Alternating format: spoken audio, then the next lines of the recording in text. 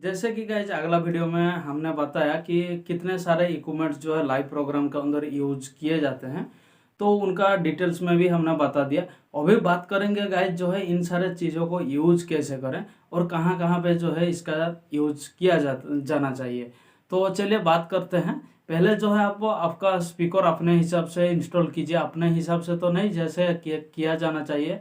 तो इसके लिए डेडिकेटेड एक वीडियो आएगा आगे। तो आप जो है आपका दो बेस दो टॉप जैसे कि हमने बताया था, तो आप उसको जो है आराम से यूज कीजिए स्टेज का सामने से, स्टेज का साइड में बगल में, जैसे कि ये मान के चलिए जैसे कि पिक्चर में आपको दिख रहा है। जैसे कि हर प्रोग्राम में आप कहीं ना कहीं तो देखे ही होंगे कि स्पीकर कैसे इंस्टॉल किया जाता है। तो ऐसे ही आप जो है बेस के ऊपर टॉप लोड कर दीजिए, बस हो गया। उसके बाद जो है मॉनिटर कैसे रखेंगे, मॉनिटर देखिए आप कोई माइक्रोफोन यूज कर रहे हैं तो उसका पोलर पैटर्न आपको पता कीजिए। जो वोकल में आप यूज कर रहे हैं तो उसका पोलर पैटर्न पता कीजिए। अगर आपका वो कार्डियोडेड है तो सिंगर का सामने से मॉनिटर लगाइए, अगर वो सुपर कार्डियोडेड है तो कोने कोने से आप स्पीकर लगाइए, तो ही जाके जो है आपको अच्छा रेस्पॉन्स आपको देखने के लिए मिलेगा।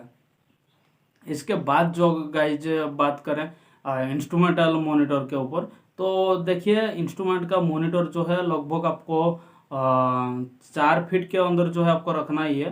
तो 3.5 फीट से 4 फीट, इससे ज़्यादा आप इंस्ट्रूमेंट का मॉनिटर जो है ज़्यादा दूर में रखिएगा मत। क्योंकि देखिए इंस्ट्रूमेंट वाले का पास में स्पीकर होगा तो ज़्यादा परेशानी बात होगा नहीं। होमिंग तो माइक्रोफोन ही देता है, बाकी अलग कोई इंस्ट्रूमेंट होमिंग देगा नहीं। जिसमें आप माइक्रोफोन लगाएंगे उसी से होमिंग आएगा। आगे बात करेंगे कि कैसे होमिंग को कैंसिल किया जाता है, सारा कुछ डिटेल्स में बात करेंगे। जैसे कि आपको इक्विपमेंट्स के बारे में अगर जितने भी सारे हमने ऐड किए थे उसके ऊपर अगर आपको याद है तो बता दूं कि इसमें जो है हमने 6 मॉनिटर यूज किए थे। तो 4 जो है आप आराम से इंस्ट्रूमेंट वाले को दे सकते हैं, एक तो तबला वाले को, दूसरा जो ढोलक वाले तबला वाले को एक दीजिए। उसके बाद जो है आपका कीबोर्ड वाला आएगा, कीबोर्ड वाला को एक दीजिए। पैड वाला आएगा, पैड वाला को एक दीजिए। उसके बाद जो है कोई अलग इंस्ट्रूमेंट होगा, जैसे कि मान लीजिए अगर कोई अलग सा इंस्ट्रूमेंट जैसे हारमोनियम हो गया या फिर फ्लूइड हो गया, कोई भी आप उसको दीजिए।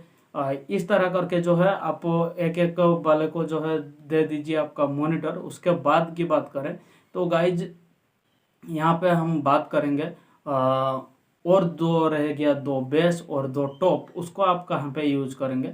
देखिए ये तो रह गया आपका दो जो है 4 मॉनिटर बीच में रह गया। साइड में जो इंस्ट्रूमेंट वाले होगा, तो अभी स्टेज का पीछे से, तो पीछे की तरफ से दो बेस आप लगा लीजिए। दो बेस इस तरह करके लगा लीजिए, जैसे कि पीछे से, जैसे कि आपको पिक्चर में दिख रहा है। तो पीछे से इस साइड से इस साइड से एक आप आराम से लगा लीजिए और उसके ऊपर टॉप रख लीजिए। साइड साइड वाले का जो है आराम से हो ही जाएगा। साइड से जो ढोलक वगैरह वाले को जो है बेस भी फील हो जाएगा, और बेस में जो है आराम से आपका तबले वाले को आराम से उसको संतुष्टि हो जाएगा, और पेड़ वाले को भी संतुष्टि हो जाएगा। पेड़ वाले को जो है ज़्यादातर आप साइड में रखने के लिए कोशिश कीजिए, क्योंकि पीछे से जो बेस है वो पेड़ वाले को थोड़ा सा ज़्यादा बेस चाहिए ही होता है। तो ये हो गया आपका पूरा का पूरा स्पीकर इंस्टॉलेशन का सिस्टम।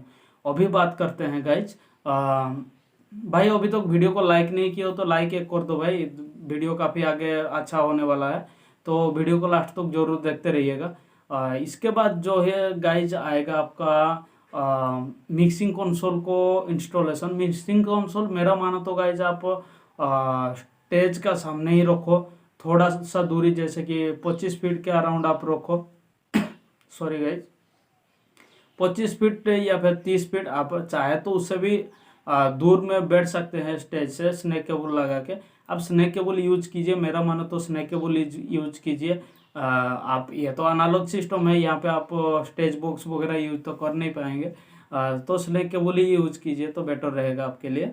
सो चलिए अभी स्नैक केबल का अगर आप सिस्टम जानना चाहते हैं तो वहाँ पे कैसे ऑपरेटिंग किया जाता है, स्नैक केबल का प्रॉपर जानकार हैं तो ही मैं बता दे रहा हूँ, ज़्यादा डिटेल्स में जाऊँगा नहीं। एम्पलीफायर जो है आप तो मेरा मानो तो आप स्पीकर के पास ही रखो। इस साइड में जो है बेस टॉप के लिए अलग सा रखो, उस साइड में रखो। पावर सेप तो आपका, पावर सेप से आउट तो आपको करंट आउट तो आ ही जाएगा। एम्पलीफायर में डायरेक्टली लगा दो। उसके बाद जो है मिक्सिंग कंसोल ऑपरेटिंग की बात करूँ, ये तो सभी को पता ही होगा, इसमें ज़्यादा डिटेल्स में जाएंगे नहीं। पावर जाने के बाद जो है आराम से आप एक एक स्पीकर को आप पहले चेक कर लो, उसमें फ्रीक्वेंसी आपका, जो फ्रीक्वेंसी आप जिस स्पीकर में देना चाहते हैं जितना उतना आपका आ रहा है कि नहीं, आप कैसे दे सकते हैं। आप गाना बजा के मत टेस्ट करो, मेरा माना तो आप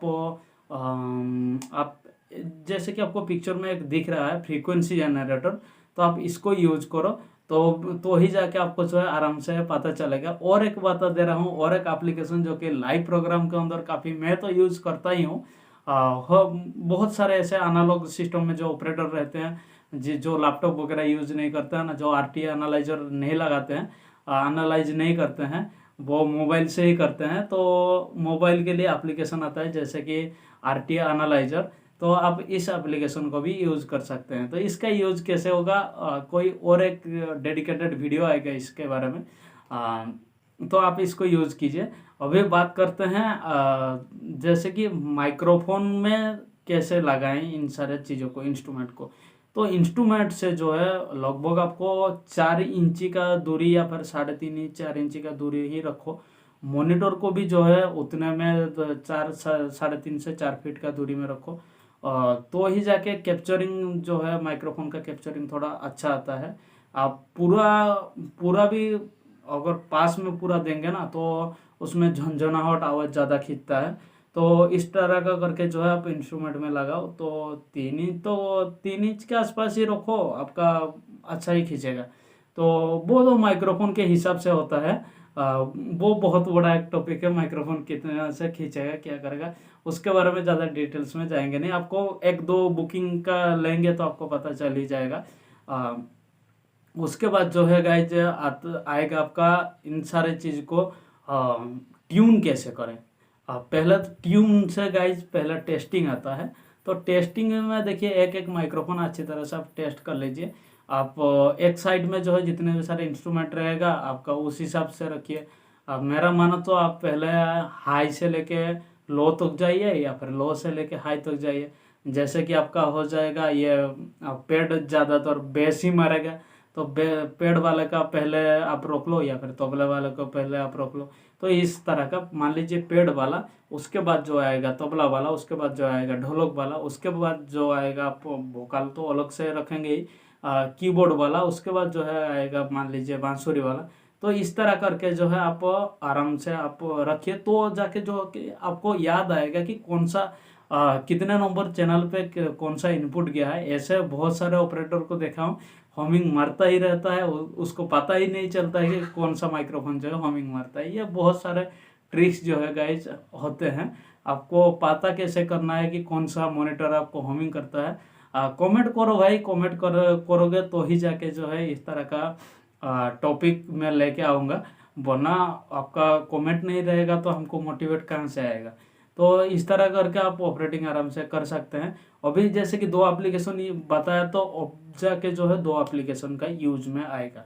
देखिए पहले आप जो है फ्रीक्वेंसी जनरेटर से तो आप स्पीकर को चेक कर लीजिए कि किस तरह से। फ्रीक्वेंसी जनरेटर से आप चेक आराम से कर लीजिए कि आपका स्पीकर किस किस फ्रीक्वेंसी में किस फ्रीक्वेंसी से लेके किस फ्रीक्वेंसी तक आपका स्पीकर काम कर रहा है। तो उसी हिसाब से जो है आपको स्पीकर को उसी हिसाब से जो है ट्यून किया जाता है कि किस तरह से आपका मान लीजिए कोई ऐसा स्पीकर है उसमें जो है हाई फ्रीक्वेंसी आपका रेस्पॉन्स करता ही नहीं है, तो वहाँ पे अगर आप वही फ्रीक्वेंसी आप उसमें दे दिए तो आवाज़ तो फटेगा, ऊपर से जो है आपका कान भी फटा देगा, कान सुनने में भी आपको बहुत ख़राब लगेगा। ये होता है अगर आपका कोई स्पीकर अगर उस फ्रीक्वेंसी में काम कर नहीं रहा, आप ज़बरदस्ती उस फ्रीक्वेंसी को जो उसमें भेज रहे हैं, तो आपका यही गड़बड़ी आएगा। ये होता है ये जो है ट्रिक्स जो है गाइज बहुत छोटा सा ट्रिक है, लेकिन आपका जो है साउंड सिस्टम को जो है आराम से आपका बहुत सारे क्वालिटी में इंक्रीज जो है कर लेता है। तो इस तरह का आप कहीं पे ना देखे ही होंगे गाइज, कोई अगर कोई ऐसा फ्रीक्वेंसी आप भेज दिए कोई स्पीकर के अंदर, मान लीजिए कोई बेस का फ्रीक्वेंसी मिड का स्पीकर में भेज दिए, तो क्या होगा, आवाज़ फट जाएगा। लोग बोलते हैं क्या वॉल्यूम बढ़ाने से आवाज़ फटता है, कुछ नहीं होता है बाबू वॉल्यूम बढ़ाने से।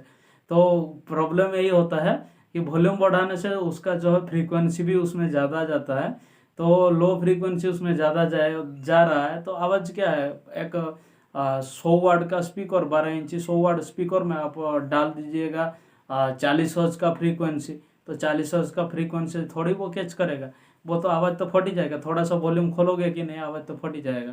तो इस तरह का करके होता है गाइस, ये बहुत सारे सिस्टम होते हैं ट्यून करने में जो कि आपको मदद मिलता है। अभी बात कर लेते हैं, पहले तो आप एक काम कीजिए, आप जो है माइक्रोफोन आपका आवाज़ खींचेगा ही। देखिए माइक्रोफोन आप जो भी फ्रीक्वेंसी आप दे रहे हैं वही फ्रीक्वेंसी आपका माइक्रोफोन खींचेगा। आपको करना क्या है, आपको उस आवाज़ को जो है फ्लैट रखना है, जैसे माइक्रोफोन खींच रहा है ना, वो ऐसा ही आवाज़ जो है आपको स्पीकर में देना चाहिए। तो आप करेंगे कैसे, पहले जो है ये डिजिटल मिक्सचर में ये तो बहुत ही आसान है, लेकिन एनालॉग सिस्टम में जो है ये थोड़ा सा तकलीफदायक है। तो आप इसमें जो है आप आरटीए एनालाइजर यूज कर सकते हैं। जो भी फ्रीक्वेंसी आ रहा है आप वहाँ से जो है लगा के आराम से आरटीए एनालाइज कर सकते हैं। वो भी एक मोबाइल का एप्लीकेशन यूज करके आप आराम से कर सकते हैं। ये कैसे होगा हम बताएंगे आपको। तो ये सिस्टम होता है गाइज। तो देखिए इस वीडियो के अंदर ज़्यादातर बात नहीं करेंगे, तो और थोड़ा सा ट्रिक बाकी है जो कि आपको बताना है। इसमें इस सेटअप के अंदर हमने तो कोई कंडेंसर माइक्रोफोन की यूज किया नहीं है, तो आप पहले इसमें डीआई बॉक्स का कोई ज़रूरत है नहीं। तो इसमें आप ज़्यादा छेड़खानी मत कीजिए। अगर आप स्नैक केबल लगा रहे हैं तो आप जो है इसको जो है ज़्यादा से ज़्यादा 0 dB में सेट करने के लिए कोशिश कीजिए। पीएफएल चेक कीजिए, पीएफएल में अगर आपका आ रहा है 0 dB, उससे भी आप नीचे -10 dB तक आपका आ जा रहा है, तो उतने में ही आप सेट कर लीजिए तो बेहतर है। उसके बाद जो है आप आफ्टर फेडरेशन जो होगा दिया, आफ्टर फेडर लेवल जो होगा उसको भी आप 0 dB सेट कीजिए, तो ही जाके जो है आपको मिक्सिंग करने में आसानी होगा। आपका होमिंग भी कम मारेगा गाइज। अभी बात करें इसका होमिंग को कैंसिल कैसे करें। होमिंग देखिए ज़्यादातर मॉनिटर में ही होमिंग मारता है, क्योंकि पास में होता है तो ज़्यादातर वहीं से होमिंग आता है। उसको होमिंग को काटने के लिए आपका, जैसे कि हमने बताया था कि 5 इक्वलाइजर हमने यहाँ पे ऐड किए हैं, तो 5 इक्वलाइजर का काम क्या होगा, यही काम होता है। तो वहीं से जो है आप पर्टिकुलर किसी फ्रीक्वेंसी को आप काट लीजिए। पहले तो आपको टेस्ट जैसे कि माइक्रोफोन टेस्ट करना है, तो भी जो है आप तबले में या फिर कोई भी इंस्ट्रूमेंट हो आप वहाँ से जो है उसमें लगा के जो है आराम से वही पर्टिकुलर फ्रीक्वेंसी को काट लीजिए, तो ही जाके आप कोई फ्रीक्वेंसी आपका ज़्यादा होमिंग मार रहा है, तो देखिए ज़्यादातर होमिंग जो है मिड फ्रीक्वेंसी से आता है, हालांकि लो फ्रीक्वेंसी से भी आता है, ऐसा ज़रूरी नहीं, बाकी मिड फ्रीक्वेंसी से ज़्यादा आता है। तो मिड फ्रीक्वेंसी को थोड़ा सा डाउन कर दो ना भाई, टेंशन फ्री।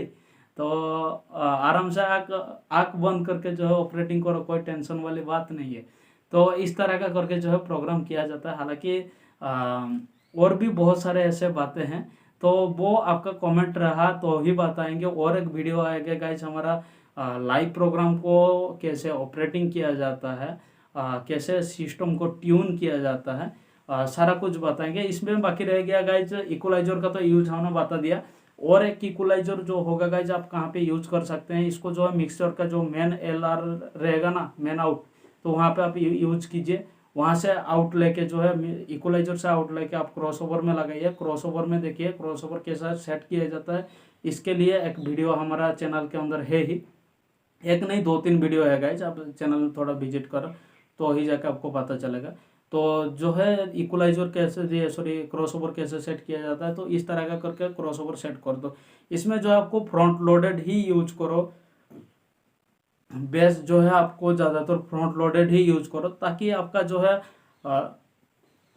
आवाज़ कैंसिलेशन आपको डिले टाइम अलाइनमेंट करने का जरूरत ज़्यादा पड़ेगा नहीं, वरना तो आपको डीएसपी लगाना ही लगाना है, डिजिटल ऑडियो प्रोसेसर आपको लगाना ही पड़ेगा।